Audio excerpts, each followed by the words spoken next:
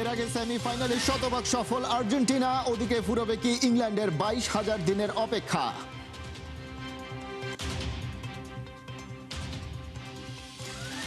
Thomas টুখেলের সামনে মেসির চেয়ে বড় সমস্যা ফিটনেসে ঘাটতি, 4 পজিশনে 8 অপশনের গোলক ধাঁধা। আর্জেন্টিনার মাটিতে সদর্পে উঠছে লাল সবুজের পতাকা, ভিন্ন দেশ ভাষাও আলাদা, তবু একই ফুটবল উন্মাদনা। কেমন হতে হলে আর্জেন্টিনার বাংলাদেশ সেমিফাইনাল খেলা, সেই লড়াইয়ে লাল সবুজকেই সাপোর্ট দিত ব্রাজিলিয়ানরা।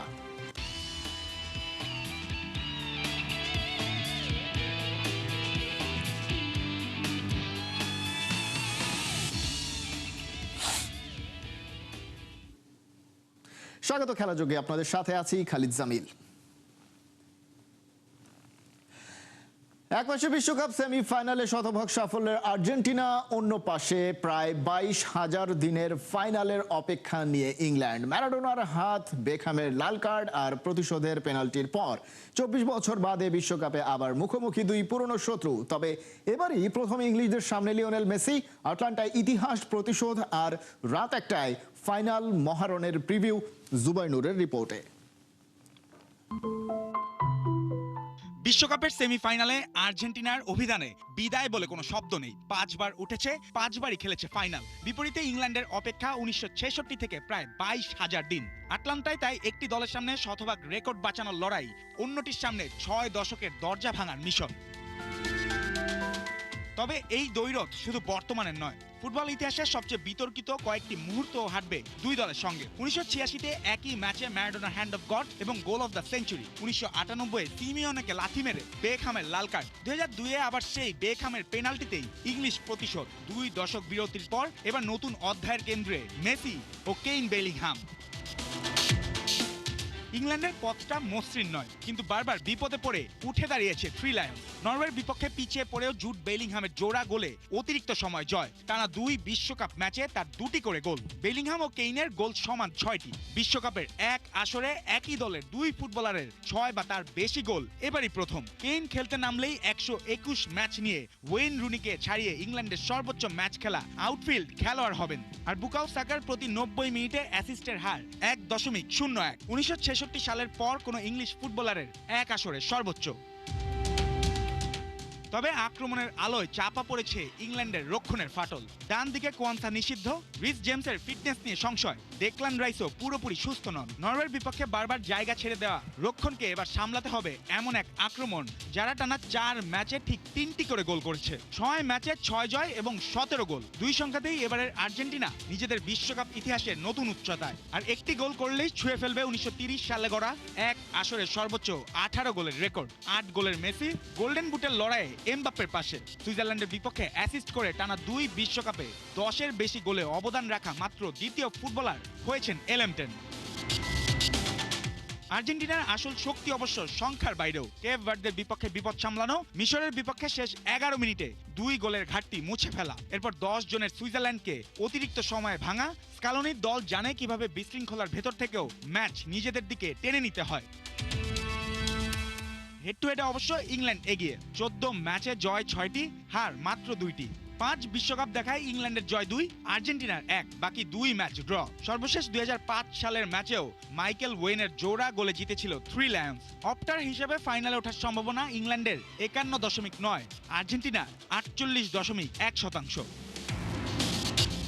তাই আটলান্টায় ব্যবধান কাগজের মতোই পাতলা। এক পাশে কখনো সেমিফাইনাল না হারা চ্যাম্পিয়ন, অন্য পাশে বারবার কাছাকাছি গিয়ে থেমে যাওয়া এক ফুটবল জাতি। প্রশ্ন শুধু লিওনেল মেসি নাকি কেইন নয়, আর্জেন্টিনা কি তাদের নিখুঁত সেমিফাইনাল ইতিহাস বাঁচাবে, নাকি বেলিংহামের ইংল্যান্ড প্রায় 22,000 দিনের অপেক্ষা শেষ করে বিশ্বকাপ ফাইনালে ফিরবে? জুবাইনুর, 71।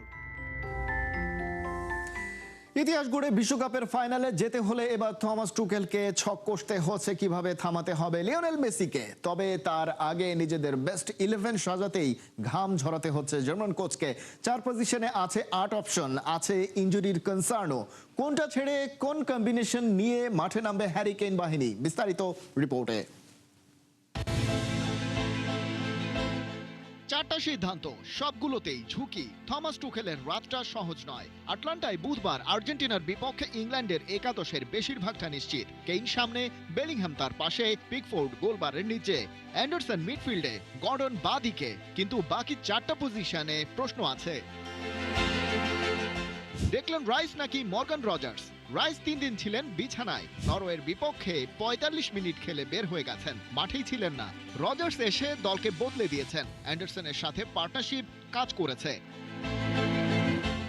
সমস্যাটা হলো রাইস মাত্রই ফিট হয়ে উঠেছেন। পিঠ আর হ্যামস্ট্রিং এর সমস্যা কয়েক মাস ধরে ক্যারি করেছেন। ইউরোপের টপ 5 লিগে এই মৌসুমে সবচেয়ে বেশি ম্যাচ খেলা মাত্র 4 জনের একজন তিনি। শরীরে ক্লান্তি আছে, সেটা লুকানোর উপায় নেই। তাই তার জায়গায় রজার্সকে শুরু থেকে দেওয়াটা সাহসী সিদ্ধান্ত, কিন্তু পেছনে যুক্তি আছে যথেষ্ট। লেফট ব্যাকে স্পেন্স নাকি ও'রেইলি? নরওয়ের বিপক্ষে 85 মিনিটে নেমেছিলেন Z Spence. 5 minute plus extra টাইমে 7 ট্যাকেল, ইন্টারসেপশন আর ক্লিয়ারেন্স। নরওয়ের বক্সে ঢুকে পেনাল্টিও পেলেন, পরে যেটা ভিএআর এ বাতিল হয়ে যায়। আর্জেন্টিনার আক্রমণ হয় বেশ ন্যারো চ্যানেলে। মোট অ্যাটাকিং টাচের 34% পিচের 2/3 মিডল পোর্শনে, যেটা এই বিশ্বকাপে সর্বোচ্চ। মেসি ইনসাইড রাইটে থাকেন, একজন রাইট ফুটেড লেফট ব্যাক ভেতরে মেসিকে আটকাতে বেশি কমফোর্টেবল। স্পেন্স সেটা দিতে পারেন, কিন্তু ও'রেইলি পুরো টুর্নামেন্টে ভালো খেলেছেন। ম্যানচেস্টার সিটিতে দুর্দান্ত মৌসুমও কাটিয়েছেন। সাকা নাকি মাদুয়েকে? সাকা সরাসরি বলেছেন আমি রেডি, কিন্তু পুরো টুর্নামেন্টে 63 মিনিটের বেশি খেলেননি কোনো ম্যাচে। আরেকটু বেশি তাকে কি খেলানো যাবে? ম্যাচটা সেমিফাইনাল, তারপর ফাইনাল। মাদুয়েকের ওপেন প্লে এক্সপেক্টেড অ্যাসিস্ট প্রতি 90 মিনিটে 0.51, 200-র বেশি মিনিট খেলা সবার মধ্যে সর্বোচ্চ। চান্স ক্রিয়েশনেও মাত্র 5 জন তার সামনে, কিন্তু সাকা 267 মিনিটে 3 অ্যাসিস্ট, প্রতি 90 মিনিটে 1.01, পুরো টুর্নামেন্টে দ্বিতীয় সর্বোচ্চ। এরপর আসছে ক্লাস ভার্সেস ফিটনেসের লড়াই। টুখেলের কঠিনতম সিদ্ধান্ত হয়তো এটাই, রাইট ব্যাকের রিস জেমস নাকি কনসা। রিস জেমস 3টা ম্যাচ মিস করেছেন হ্যামস্ট্রিং এর সমস্যায়। নরওয়ের বিপক্ষে বেঞ্চ থেকে ফিরেছেন, ফুল ফিট নন। পুরো 90 মিনিট পারবেন কিনা সন্দেহ। কিন্তু জেমস ছাড়া মানে জন স্টোনসকে সেন্টার ব্যাকে নামাতে হবে এলড্রি কনসার সাথে। স্টোনস নরওয়ের বিপক্ষে 120 মিনিট খেলেছেন। ম্যান সিটিতে এই মৌসুমে মাত্র একবার, পরপর 2 ম্যাচে 90 মিনিট খেলেছেন। রিস্ক আছে, জেমস শুরু করলে অ্যাটাকিং থ্রেড বাড়বে, কিন্তু 60-70 মিনিটে তাকে তুলে নিতে হলে মাঝ রাস্তায় শাফলিং করতে হবে। ইংল্যান্ড সেমিফাইনালে, কিন্তু ফিটনেস সমস্যা এই মুহূর্তে তাদের সবচেয়ে বড় প্রতিপক্ষ। মেসিকে থামানোর ট্যাকটিক্স পরে ভাবা যাবে, আগে ঠিক করতে হবে কারা মাঠে থাকছেন। খালিদ জামিল, একাত্তর।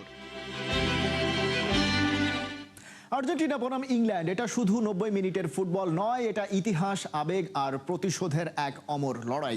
1982-র ফকল্যান্ড যুদ্ধের ক্ষত আজও বয়ে বেড়ায় আর্জেন্টিনার মানুষ। আর 1986-র বিশ্বকাপে ম্যারাডোনার হ্যান্ড অফ গড ও সেই অবিশ্বাস্য গোল অফ দ্য সেঞ্চুরি এই দ্বৈরথকে দিয়েছে কিংবদন্তির মর্যাদা। এবারও ম্যাচের আগে ম্যারাডোনা জুনিয়র মনে করিয়ে দিয়েছেন, ইংল্যান্ডের বিপক্ষে আর্জেন্টিনার জন্য কোনো ম্যাচই কখনো শুধু একটা ম্যাচ নয়, একটা আবেগ আর ইতিহাসের নতুন অধ্যায়। বিস্তারিত তাজিন খন্দকারের রিপোর্টে। কিছু ম্যাচ শুধু একটা ফুটবল ম্যাচ না, কিছু ম্যাচ ইতিহাস হয়ে ওঠে। কিছু ম্যাচ একটা জাতির আবেগ, বেদনা, গৌরব আর প্রতিশোধের প্রতীক হয়ে বেঁচে থাকে প্রজন্মের পর প্রজন্ম।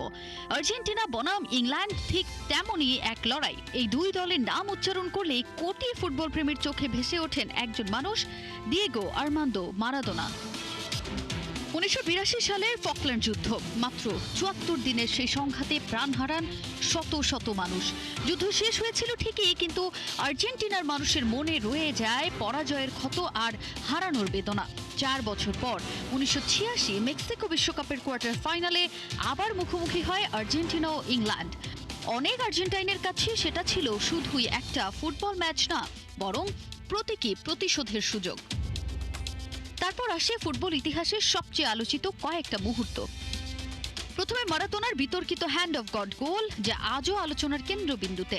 এরপর মাত্র কয়েক মিনিটের ব্যবধানে মাঝ মাঠ থেকে বল নিয়ে একের পর এক ইংলিশ ডিফেন্ডারকে কাটিয়ে করা সেই অবিশ্বাস্য গোল, যা পরবর্তীতে গোল অব দ্য সেঞ্চুরি নামে অমর হয়ে যায়। সেদিন আর্জেন্টিনা শুধু 2-1 ব্যবধানে জয় পায়নি, বহু মানুষের কাছে সেটা ছিল হার না মানা একটা জাতির আত্মমর্যাদার প্রতীক। সেই স্মৃতি আবারও সামনে নিয়ে এসেছেন ডিয়েগো মারাদোনার ছেলে ডিয়েগো মারাদোনা জুনিয়র। এবারের মহারণের আগে সেই আবেগের আগুনে ঘি ঢেলেছেন মারাদোনার ছেলে। স্প্যানিশ সংবাদ মাধ্যম মার্কাকে দেয়া তার এক বিস্ফোরক মন্তব্য কাঁপিয়ে দিয়েছে ফুটবল দুনিয়াকে।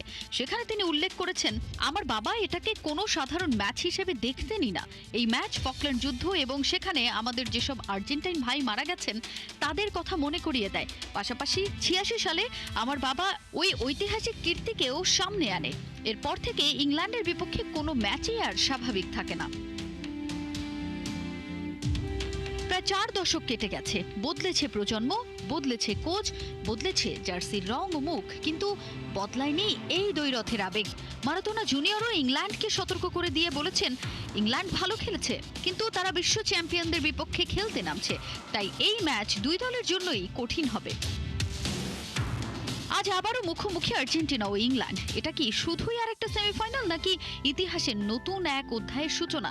কে হবেন আবারও ইতিহাসের সাক্ষী, লিওনেল মেসি নাকি Harry Kane? Tajin Khandakar, ৭১। England ম্যাচে বাংলাদেশিদের কাছে পূর্ণ সমর্থন চায় আর্জেন্টাইনরা। ফাইনালে উঠে একসাথে করতে চায় জয় উদযাপন। বহুবার বহুভাবে এর আগে বাংলাদেশ থেকে ভালোবাসা পৌঁছে গেছে হাজার মাইল দূরের আর্জেন্টিনায়। তাই তো সেদেশের প্রায় সব মানুষ ঠিকই চিনে নেয় লাল সবুজ নিশান। আর্জেন্টিনার বুয়েনোস এইরেস থেকে বাকিটা দেখুন শেখ আশিকের রিপোর্টে।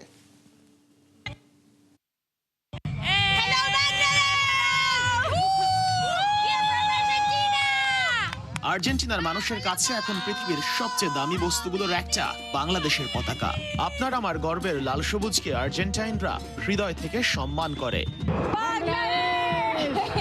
আর্জেন্টিনায় প্রবাসী বাংলাদেশির সংখ্যা একেবারেই কম। কত হবে? 1 থেকে 150 জন। যদি আপনি আর্জেন্টিনায় আসেন আর আপনার হাতে কোনো রকমের একটা লাল সবুজ পতাকা থাকে, তবেই সেরেছে। তখন আপনি পৃথিবীর সবচেয়ে বড় সেলিব্রিটি। আপনার সঙ্গে সেলফি তুলতে আর্জেন্টাইনরা লাইন ধরবে। যখন আমার হাতে এই পতাকাটা, লাল সবুজের পতাকা, এবং আমার কাছে পতাকা ছিল না আর্জেন্টিনায়, আমি একটা কাগজ দিয়ে 2 সাইডে প্রিন্ট করে একটা একটা পাইপের সঙ্গে লাগিয়ে নিয়ে এসেছি। কিন্তু এই পতাকাটা দেখার পর অধিকাংশ আর্জেন্টাইনরা আমার সঙ্গে ছবি তুলতে চাচ্ছে এবং ছবি তুলছে। ইংল্যান্ডের বিপক্ষে সেমিফাইনালের আগে ওদের একটাই চাওয়া, এই ম্যাচে বাংলাদেশের সকল জনগণ এক হয়ে সাপোর্ট করুক আর্জেন্টিনাকে।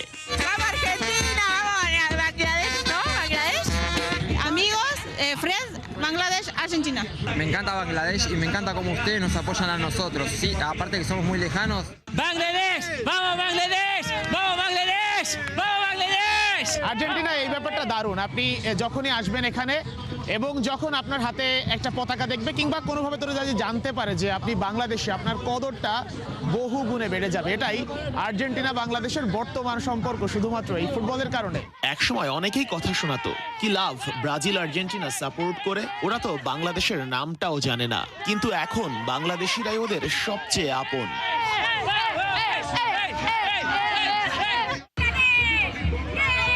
জাতি হিসেবে আর্জেন্টিনারা দুর্দান্ত, ফুটবল ওদের ধর্ম। আর্জেন্টিনা মানেই ফুটবল, ফুটবল মানেই আর্জেন্টিনা। আপনি যদি আর্জেন্টিনায় না আসেন, ফুটবল উপভোগের মজাটা কেমন, সবাই মিলে একসাথে ফুটবল দেখার সত্যিকারের মজা কেমন, সেটা কখনোই বুঝতে পারবেন না। সেটা বুঝতে হলে আপনাকে লিওনেল মেসির দেশে আসতে হবে, সেটা বুঝতে হলে আপনাকে ডিয়েগো ম্যারাডোনার দেশে আসতেই হবে। 90 বছরের বৃদ্ধা দাদি কিংবা মাত্র স্কুল জীবন শুরু করা ছোট ছেলেটা, সবার হৃদয়ে ফুটবল। সেই সাথে ওরা প্রত্যেকেই ভালোবাসে বাংলাদেশকে। You know Bangladesh? Yes, of course. How do you know? Because you are a big fan of Argentina. When you know about Bangladesh? In 2022. World Cup. Hi, welcome. Argentina champion. Argentina champion, and this year too. And Bangladesh. And Bangladesh. Because you are Argentinian too. I know Bangladesh. I am from Argentina. Bangladesh are warm people and fans of Argentina in the football. বাংলাদেশিদের প্রতি আর্জেন্টাইনদের যে ভালোবাসা সেটা তারা মানে 2022 বিশ্বকাপ থেকে শুরু হয়েছে এবং এখন একদম পুরো ভরপুর। বাংলাদেশে আসলেই বাংলাদেশ বলতেই তারা একদম ফিদা হয়ে যায়। বিশ্বকাপের ফাইনালে আর্জেন্টিনা যাবে কিনা সেটা তো কেউই জানে না, কিন্তু আর্জেন্টাইনরা এটা জানে ওদের প্রতি বাংলাদেশিদের ভালোবাসা কখনো ফুরোবে না, তাই ওদেরও হৃদয়ে এখন Bangladesh. Sheikh Ashik, 71, Buenos Aires, Argentina. যদি বিশ্বকাপের সেমিফাইনাল ম্যাচটা আর্জেন্টিনা ভার্সেস বাংলাদেশের হতো, তবে লাল সবুজের জন্যই গলা ফাটাতো ব্রাজিলিয়ানরা। তবুও নিজেদের প্রতিবেশী দেশটার প্রতি সম্মানটুকু দিয়ে সাপোর্টটা দিতে রাজি নয় সেলেসাওরা।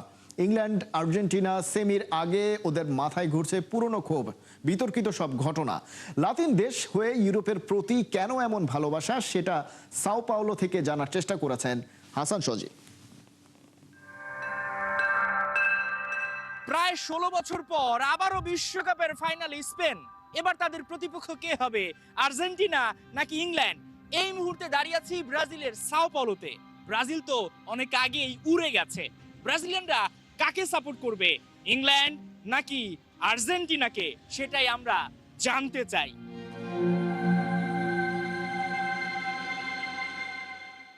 No, we didn't watch too much before Brazil is go out. England or Argentina? England. Oh my God, why? Because Argentina is not good for Brazil, but England is a little better. People from Brazil normally don't like it. আমরা কথা বলছিলাম দুজন Brazilian নারীর সঙ্গে, তারা কোনোভাবেই বিশ্বকাপে আর্জেন্টিনাকে সাপোর্ট করছে না। Argentina or England? England? So why? Argentina no. No Argentina. No Argentina. ব্রাজিলিয়ানরা কি রাগ করেছে আর্জেন্টিনার উপর? কোনোভাবে আর্জেন্টিনাকে তারা সাপোর্ট করতে চায় না। আমরা একে একে যে কয়জনকে জিজ্ঞেস করেছি, প্রত্যেকে শুরুতে বলছে না আর্জেন্টিনা না, ইংল্যান্ডকে আমরা সাপোর্ট করবো। এবং আর্জেন্টিনা যদি বিশ্ব চ্যাম্পিয়ন হয় তারা কোনোভাবে এটা মানতে পারবে না। আমরা আরো কয়েকজনকে পেয়েছি, তাদেরকে জিজ্ঞেস করতে চাই। England. Why? We like all of the Latin America. We like Paraguay, Uruguay, Colombia, Ecuador, Mexico, even North America. But Argentina is like, they discuss with us in social media, Twitter, and all the things they say is like we are monkeys. It's like Messi is a great player, but he ignores like what the Argentina do to us. Like they call and he says nothing about it. He doesn't Na verdade, ele apareceu com cara racista. Like Argentina versus Bangladesh. Bangladesh. All countries, but no Argentina. We don't like it. And more, all of the Brazilians want the Brazilian team to play in Bangladesh. We know they have this love for the selection and talk, and we talk to the Confederation Brazil to play at least a friendly game, because all the commemoration having the World Cup, it's awesome, guys. Thank you for all the support you have to us. Yes. We appreciate it, and it's mutual. We appreciate you too. England have Jude Bellingham and Harry Kane, who are greatest players. So I think England have really great chances to win this game. We are hoping England to win this game because we really can't relate to Argentina because of things. So we are hoping, cheering for England. England, Bangladesh. ব্রাজিলিয়ানরা কি বললো তা তো শুনলেনি। যদি ম্যাচটা বাংলাদেশ এবং আর্জেন্টিনার হয়, তারা বাংলাদেশকেই সাপোর্ট করবে। বাংলাদেশের প্রতি তো আলাদা একটা ভালোবাসা রয়েছে, কিন্তু কোনোভাবে ব্রাজিলিয়ানরা কেউই চান না আর্জেন্টিনা আরো একটা বিশ্বকাপ জিতুক।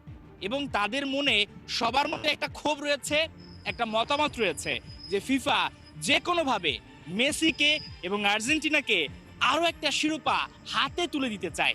এমন গুরুতর অভিযোগ নিয়ে আর্জেন্টিনা কি পারবে সব সমালোচনার মুখ বন্ধ করে দিতে? হাসান সজীব, 71, সাও পাওলো, ব্রাজিল।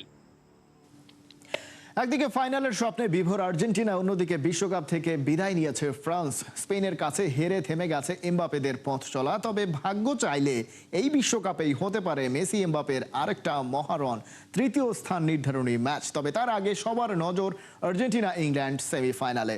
যুক্তরাষ্ট্র থেকে অর্ণব বাপির রিপোর্ট।